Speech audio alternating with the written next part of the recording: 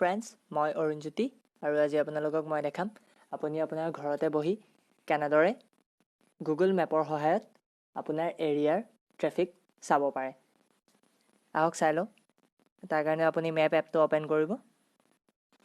Open কৰাৰ লগে লগে আপুনি এনেকুৱা ধৰণৰ এটা ইণ্টাৰফেচ দেখিবলৈ পাব। আপোনাৰ ইয়াত কম্পাছৰ আইকনটোৰ নিচিনা আইকনটোৰ ওপৰত আৰু এটা আইকন আছে, তাত ক্লিক কৰিব। ক্লিক কৰাৰ লগে লগে ট্ৰেফিক অপশ্যনটো আছে, তাত ক্লিক কৰিব। ক্লিক কৰাৰ লগে লগে আপুনি চাব আপোনাৰ ৰাস্তাবিলাক কিছুমান গ্ৰীণ হৈ আছে, কিছুমান ৰেড হৈ আছে।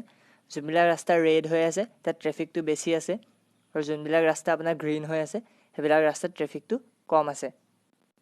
তো তেনেদৰে আপুনি গুগল মেপৰ সহায়তে ঘৰতে বহি আপুনি আপোনাৰ এৰিয়াৰ ট্ৰেফিক চেক কৰি ল'ব পাৰে। ভিডিঅ'টো চোৱাৰ বাবে ধন্যবাদ। আশা কৰোঁ আপোনালোকৰ ভিডিঅ'টো ভাল লাগিল।